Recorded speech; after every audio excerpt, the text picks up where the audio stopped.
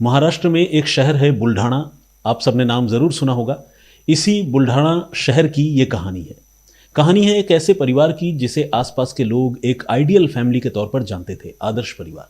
क्योंकि पति पत्नी दोनों शिक्षक थे और उन्हें एक छोटा सा बच्चा है, और इसके अलावा परिवार में बाकी लोग भी थे, भरा पूरा परिवार था, किसी बात की कोई दिक्कत नहीं थी। और इस परिवार से कभी कोई ऐसी कहानी सामने नहीं आई जिसे लोग इस परिवार को लेकर कोई बात कर सकते थे। यानी बिल्कुल नो नॉनसेंस जिसे कहते हैं ना, ये परिवार बिल्कुल वैसा ही था। पति पत्नी शिक्षक हों तो घर का माहौल ऐसे भी अच्छा होता है, तो सब कुछ अच्छा चल रहा था। मगर 2 मार्च को, यानी इसी महीने की 2 तारीख को, इस परिवार में एक ऐसी घटना हुई जिसने सिर्फ इस परिवार के लोगों को ही नहीं बल्कि आसपास के तमाम लोगों को दुख में डाल दिया और बहुत ही सदमा दिया। हुआ ये कि इस परिवार की जो महिला थी वृषाली प्रकाश गवंडे, वो एक स्कूल टीचर थी और स्कूटी पर अपने स्कूल जा रही थी। लेकिन बुल्ढाणा में जामोद तहसील के पास एक गांव है कौठल। इस कौठल गांव के पास जब वो स्कूटी से पहुंची तो उसकी स्कूटी किसी अज्ञात वाहन के चपेट में आ गई और इसके बाद वो इतनी भयानक एक्सीडेंट का शिकार हुई कि उसकी जान ही चली गई। लेकिन मौत से पहले जब लोगों ने वृषाली को अटेंड किया, उसके बाद उसे अस्पताल पहुंचाया, तो फिर जाहिर है लोगों ने उसकी पहचान पता करने की शुरुआत की। और जब पता चला कि अरे ये तो पास के स्कूल में टीचर हैं, वृषाली इनका नाम है, तो फिर लोगों ने वृषाली के घर वालों को इसके बारे में जानकारी दी। वृषाली के घर वालों को एक फ़ोन कॉल आया और जानकारी ये मिली कि वृषाली का एक्सीडेंट हो गया है। ये सुनकर परिवार वालों पर मानो आसमान टूट पड़ा। उन्हें तब तक पता नहीं था कि वृषाली की हालत कैसी है। उन्होंने पूछा कि क्या हुआ, कैसी है, आप कुछ जानकारी दीजिए। तो बताया गया कि नहीं, आप हॉस्पिटल में चले आइए, कंडीशन काफ़ी क्रिटिकल है। तो परिवार के लोग फ़ौरन भागे भागे, वृषाली के पति प्रकाश और बाकी जो घर वाले हैं सब भागे भागे पहुँचे वहाँ हॉस्पिटल। मगर अस्पताल जाने के बाद उन्हें सबसे दुखद खबर मिली जिसकी अपेक्षा किसी ने भी नहीं की थी। वृषाली की उस एक्सीडेंट में मौत हो चुकी थी। किसी अज्ञात वाहन ने वृषाली की स्कूटी को एक ज़ोरदार टक्कर मारी थी, जिससे वृषाली की हालत मौके पर ही इतनी ख़राब हो गई थी कि हॉस्पिटल ले जाते समय या हॉस्पिटल पहुंचने के तुरंत बाद वृषाली ने आखिरी सांस ली। अब ये खबर जाहिर है जब परिवार वालों को मिली और परिवार वालों का इस सैड इंसिडेंट से एनकाउंटर हुआ तो उन पर जो है आसमान टूट पड़ा। वो बहुत दुखी हुए और मातम का माहौल जो है वो पूरे परिवार में था। इस बीच जो वृषाली के ससुर हैं, पुलिस के कहने पर उन्होंने अपनी तरफ से एक तहरीर दी, एक शिकायत दी और उस शिकायत में अज्ञात वाहन के खिलाफ उन्होंने कंप्लेन किया और ये कहा कि जिस अज्ञात वाहन ने भी उनकी बहू के साथ रैश और नेग्लिजेंट ड्राइविंग करते हुए टक्कर उनकी बहू की स्कूटी को मारा और जिससे वृषाली की मौत हो गई, उसके खिलाफ कड़ी कार्रवाई की जाए। पुलिस ने इस मामले की जांच शुरू की। ये एक्सीडेंट का एक सिंपल सा केस लग रहा था, ओपन एंड शट केस, जिसमें पुलिस को एक्सीडेंट के लिए जिम्मेदार गाड़ी वाले तक पहुंचना था, उसको आइडेंटिफाई करना था, उसे कानून के शिकंजे में लाना था। लेकिन इससे पहले कि पुलिस की जांच आगे बढ़ती, वृषाली के जो मायके वाले हैं, पीहर वाले, उन्होंने पुलिस से अलग से कांटेक्ट किया, अलग से संपर्क किया। और उन्होंने जब पुलिस से बातचीत की तो पुलिस को कुछ ऐसी बातें बताई जिसे सुनकर पुलिस वालों का भी दिमाग चकरा गया। अब तक ऐसा लग रहा था कि वृषाली प्रकाश और ससुराल वालों के बीच में, वृषाली का पति प्रकाश और ससुराल वालों के बीच में किसी तरह का कोई डिस्प्यूट, कोई विवाद नहीं था और दोनों बहुत खुशहाल थे। लेकिन अब मायके वालों ने जो कहानी बताई वो बिल्कुल उल्टी थी। पुलिस को ये जानकारी मिली कि वृषाली का अपने पति प्रकाश के साथ जो है वो रिश्ता बिल्कुल भी अच्छा नहीं था। वृषाली को उसके ससुराल में बुरी तरह से टॉर्चर किया जाता था। वृषाली को एक छोटा सा बेटा भी है, बच्चा भी है। इसके बावजूद ससुराल के लोग जो है उस बच्चे की खातिर भी रिलेशनशिप को अच्छा करने की कभी कोशिश नहीं करते थे। वृषाली के मायके वालों से कार, दहेज में सोने के जेवरात, कैश, ये सारी चीज़ें शादी के कई साल बाद अब भी मांगी जा रही थी।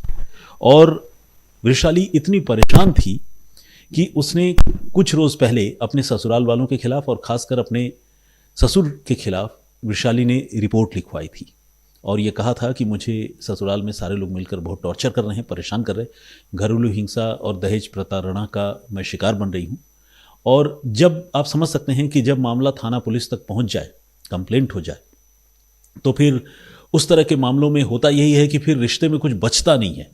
तो वृषाली जो है अपने ससुराल से वापस अपने घर चली आई थी। लेकिन इसके बाद फिर जो परिवार के बाकी लोग हैं, नाते रिश्तेदार हैं, उन्होंने दखल दिया।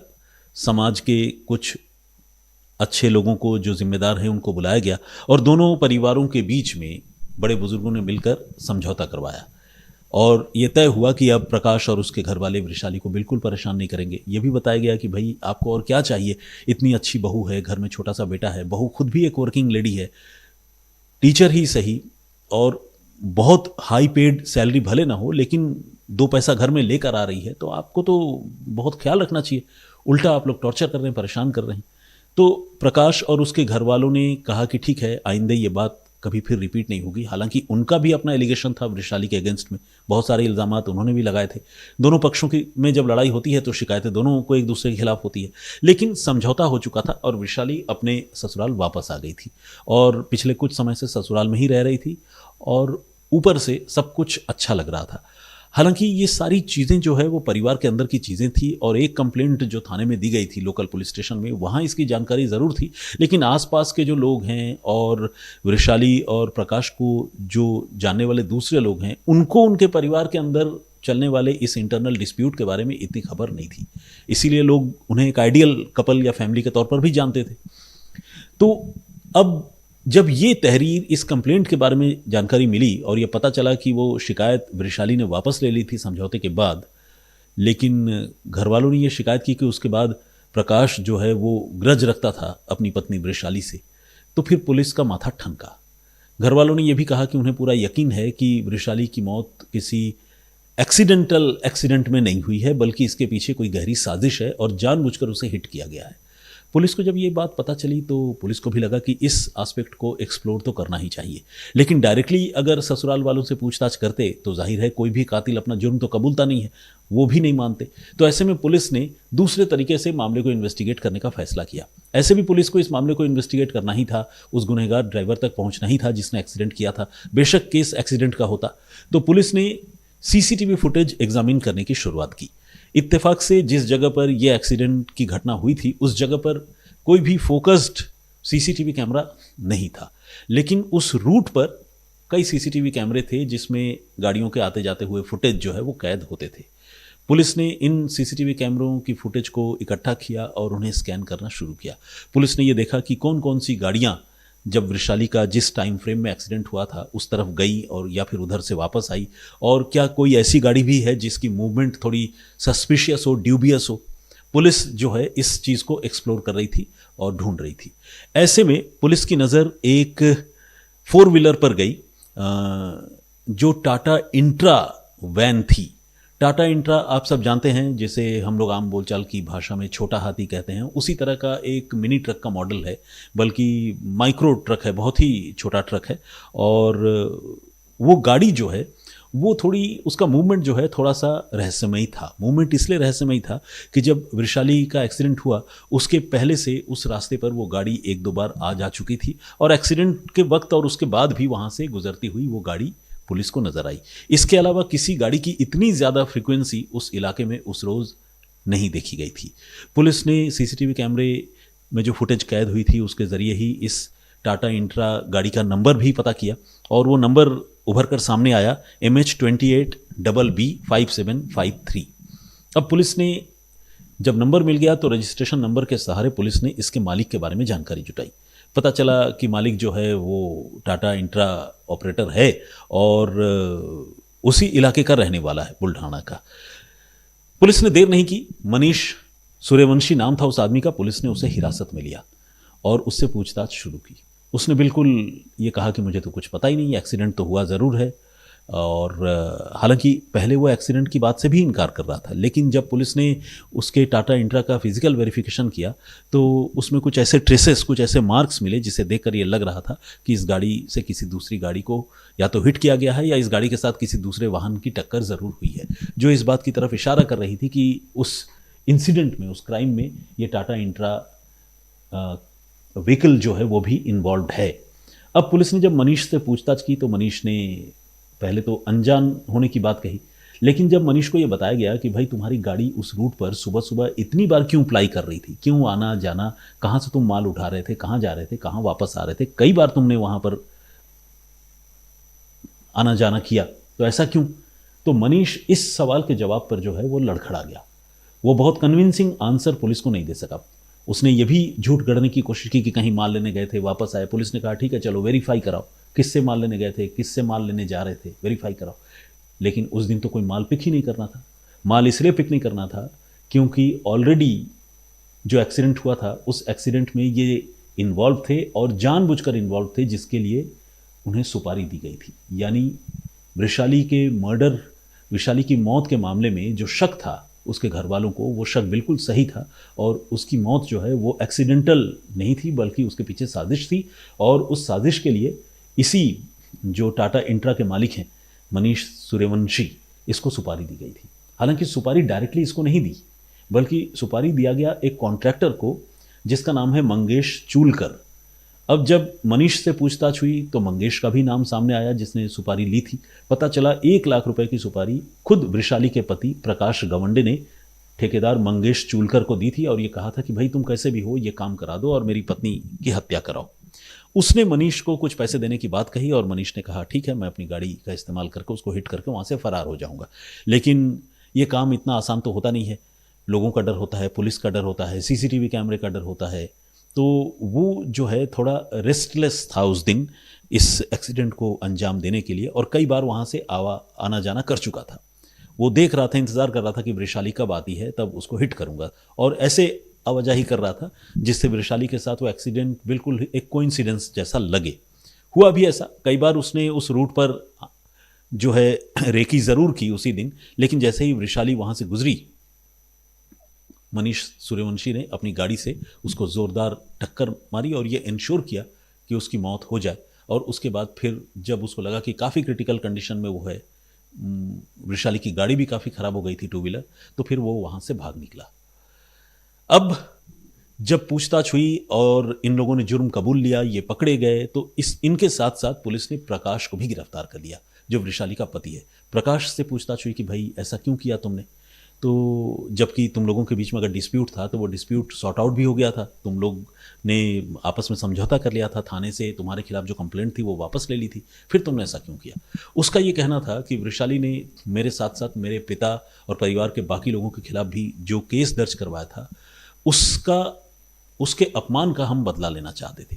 अब ये भी बड़े अजीब लोग हैं, किसी महिला से दहेज मांगते हुए, उसे प्रताड़ित करते हुए, परेशान करते हुए उन्हें अपने मान सम्मान का ख्याल नहीं आता है, लेकिन जब बात पुलिस तक पहुंच जाती है, कोई एफआईआर दर्ज हो जाती है, तो उन्हें लगता है कि उनका बहुत बड़ा अपमान हो गया। ये प्रकाश जो इस मामले में मेन कॉन्स्पिरेटर पुलिस ने बताया है, साजिश रचने वाला, उसको अपने पिता के अपमान का ख्याल आ गया और उसने ये तय किया कि इस अपमान का बदला मैं वृषाली की जान लेकर लूँगा।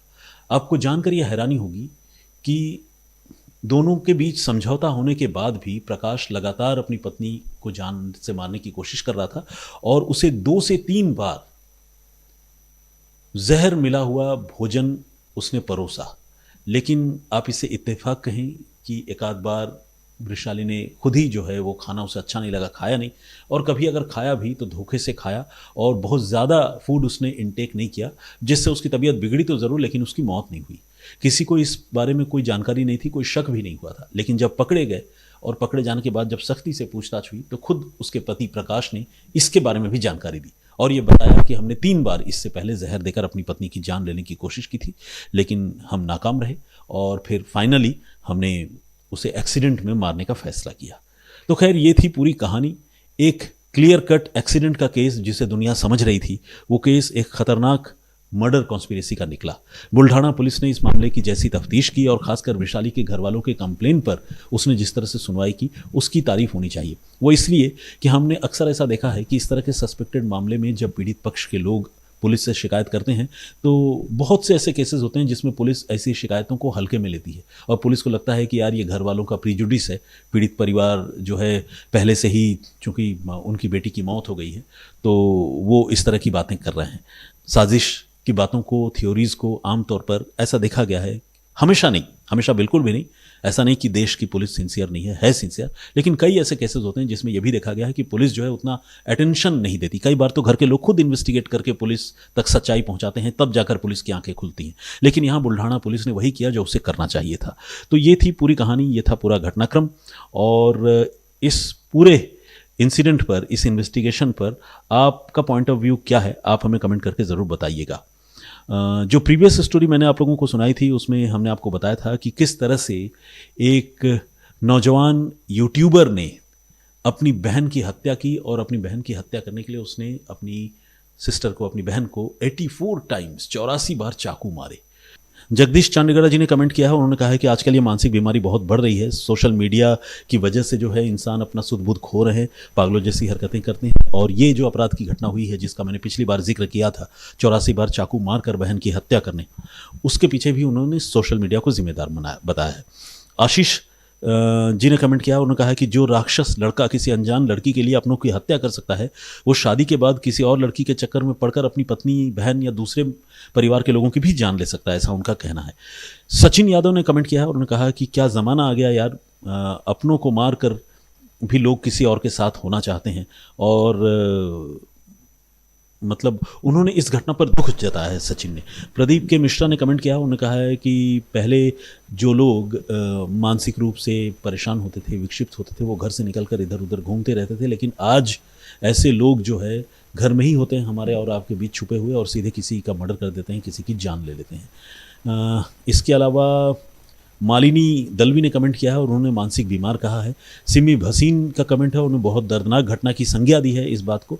और बेपोसिट व्यू विथ माया, एग्जैक्टली हो सकता है कि मैं आईडी को ठीक से प्रोनाउंस न कर पा रहा हूँ, लेकिन जो हमारे दर्शक हैं या जो हमारी दर्शक हैं, इनका ये कहना है कि वो बहन जिसकी हत्या हुई वो बेचारी कितनी प्यारी थी, पता नहीं कितने सपने होंगे उस लड़की के भी, लेकिन भाई जो मेंटली ठीक नहीं दिख रहा है उसने अपनी बहन की हत्या कर दी। नचिकेत सुभाष के नाम से एक आईडी है और उन्होंने कहा है कि such outburst never happen out of blue, must be suffering mental harassment and emotional abuse and trauma from his mother and sister. देखिए ये बात मैं मानता हूँ, हो सकता है कि घर के लोग जो है उसे बुली करते हों या ये कहते हों कि यार तुम पता नहीं किस लड़की के चक्कर में पड़ गए हो, कोई कमेंट भी करते हों, लेकिन हम मतलब चाहे जो भी करते हों, घर के लोग इतने हिंसक तो नहीं होंगे ना कि आप सीधे 84 टाइम्स चाकू मार के हत्या कर दें। अगर इतनी ही परेशानी थी, आप घर छोड़ देते, चले जाते, भाग जाते, किसी और से शादी कर लेते अपनी मन की लड़की से, बाद में घर वालों से पैचअप होता, वरना अपनी ज़िंदगी जीते मर्डर करने की कोई ज़रूरत नहीं थी। तो आपका ये कहना सही है कि हो सकता है कि इस लड़के को टॉर्चर किया जा रहा था, लेकिन फिर भी इस मर्डर को हम जस्टिफाई नहीं कर सकते। और इसके अलावा AP खान ने कमेंट किया है, बहुत बहुत स्वागत आपका। रीना शर्मा का कमेंट है, इन्होंने हैप्पी बर्थडे लिखा है। इनफैक्ट कल जो गुजरा हुआ कल है 12 मार्च मेरा बर्थडे था, और कल मैं मतलब छुट्टी पर भी था। शमसर ने खुद ही जेनरसली मुझे छुट्टी दे दी थी। मतलब आप लोगों को तो शुक्रिया कहना ही चाहता हूँ जो लोग मुझे विश कर रहे हैं, और जिन लोगों को पता नहीं था लेकिन मेरे बारे में अच्छे ख्याल या थॉट्स रखते हैं, अपने प्रेयर्स में मुझे रखते हैं, मैं उन सारे लोगों को थैंक यू कहना चाहता हूँ। और स्पेशल थैंक्स जो है मैं शमसर को भी कहना चाहता हूँ। शमसर बर्थडे विश करते हैं, तो चूँकि हम उनके साथ ही काम करते हैं तो हमें तो लगता है कि हमारा तो बर्थ राइट है कि वो तो हमें विश करेंगे ही, और हमें वो विश करते हैं। कल उन्होंने विश किया, काफ़ी देर तक उन्होंने मेरे बारे में बहुत अच्छी अच्छी बातें कही। और रीना जी थैंक यू वेरी मच, आपका भी, आपने उन सारी बातों की मुझे याद दिला दी। चेतना मिश्रा ने भी कमेंट किया है, बहुत बहुत स्वागत आपका। सुधीर ने भी कमेंट किया है, बहुत धन्यवाद। इसके अलावा प्रदीप कुमार जी हैं, जितेंद्र भट्ट हैं, सुमिता महतो दास ने भी कमेंट किया है, थैंक यू वेरी मच। और इसके अलावा ह्यूमन एस के नाम से एक आईडी उन्होंने कमेंट किया है, धीरज कुमार का भी कमेंट है। 100 से ज़्यादा लोगों एक दिन में पढ़ना या सारे लोगों के सवालों का जवाब देना भी संभव नहीं है, लेकिन आपसे गुजारिश है कि आप यूं ही अपनी बातें लिखते रहिए, ताकि ये 2 वे कम्युनिकेशन जो हमारा और आपका चलता है वो आगे भी यूं ही चलता रहे।